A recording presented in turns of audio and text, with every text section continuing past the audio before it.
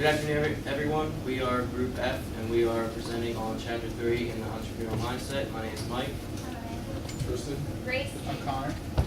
So, McGrath, the author, starts out the chapter by stating that the simplest way to change your business model is to change your offerings, or to change your products and services to cater to your customers' needs. So a good example for this would be Volvo. Volvo differentiates themselves from the competition by basing their cars around safety, and therefore they're targeting the niche market for consumers who just want to buy the safest cars on the market. The second point that he makes is when designing that blockbuster product or service, not to stress on making that product or service the perfect thing. No business has ever been perfect, no product has ever been perfect, and no service has ever been perfect or will be perfect. So instead of wasting time trying to make your product or business perfect, he instead focuses on opportunities to change existing designs and models to cater to your customers' needs.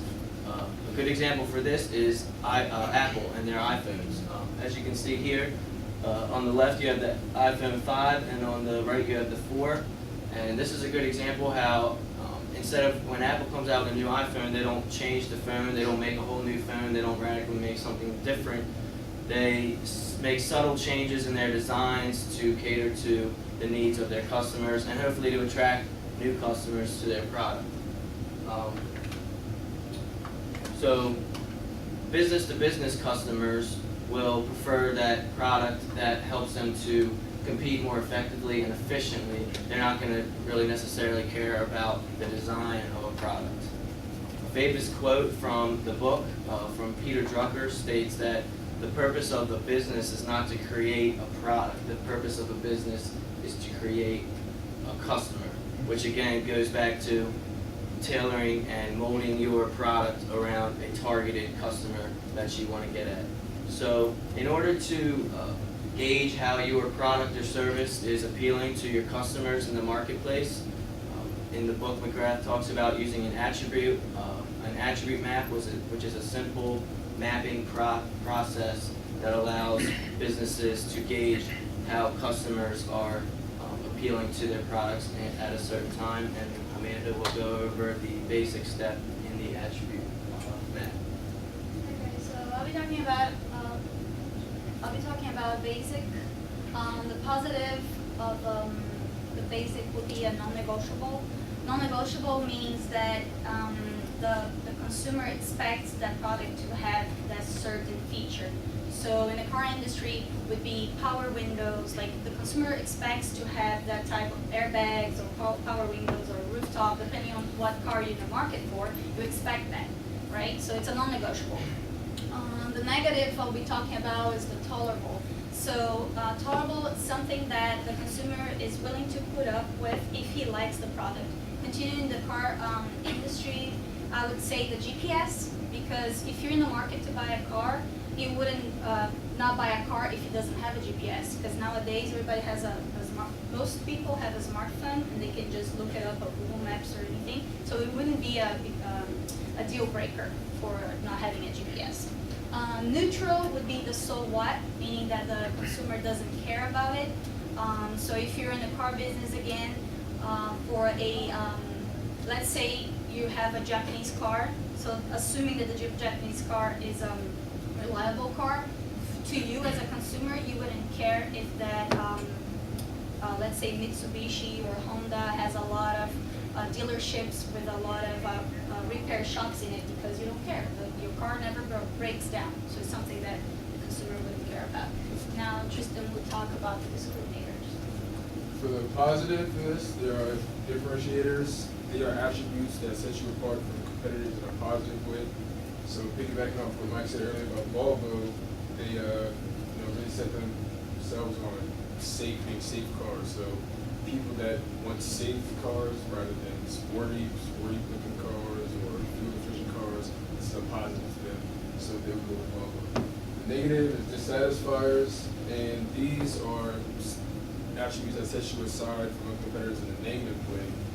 An example of this is in the 70s, U.S. cars frequently had to visit shops and get repairs and all that in the Japanese cars were a lot more reliable, and the U.S. cars, over time, started becoming dissatisfying customers.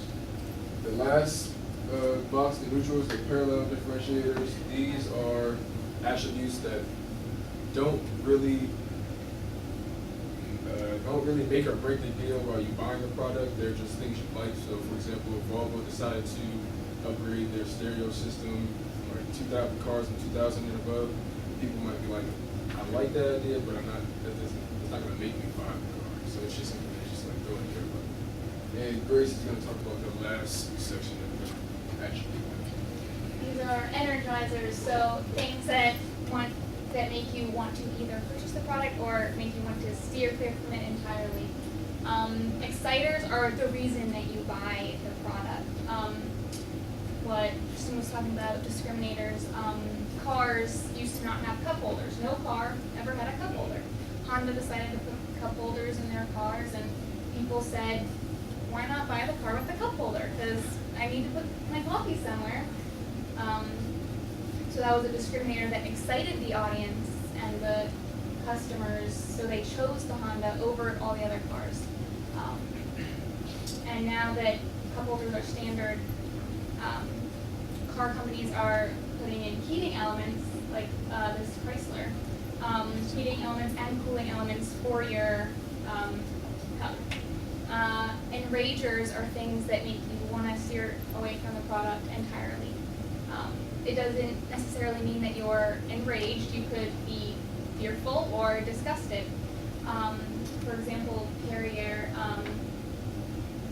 had a benzene contamination, and they have never been able to recover from the bad publicity of that.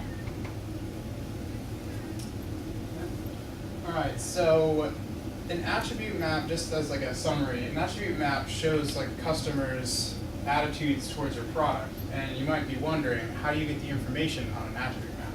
You might do that through like meeting up with focus groups or like phone call interview survey kind of things, or like an online survey.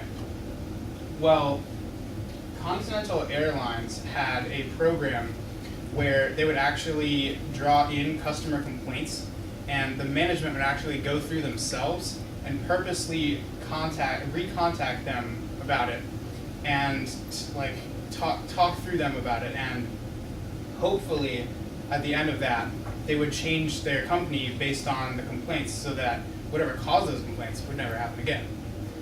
Well, the second step in redesigning a product is the prioritizing of the changes.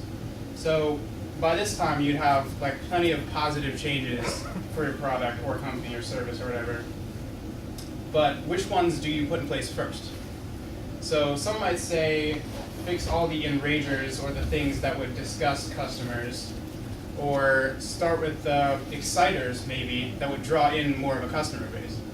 Well, an example of this would be Continental Airlines again. They have a lot of frequent flyers, and that's because they had some of the employees had an idea where they would put a priority tag on the frequent flyers' bags, so that they wouldn't have to wait as long to get their bags from the plane to the actual bagging area. So that would save them time, and they could leave the airport quicker. I mean, who wouldn't want that? That's an exciter. That's why a lot of frequent flyers choose Continental Airlines. And the last step in redesigning your product is, I guess, thinking about the future. So, like trends and stuff. Trends can really make or break your company. And really, the trends can draw in a lot of money, or they can make it so your company is basically trying to sell ice in Alaska. And a company's mainstay is its customers' attitudes towards its products. So the customer's attitude is very important to the company. That's it. 9 minutes and 45 seconds.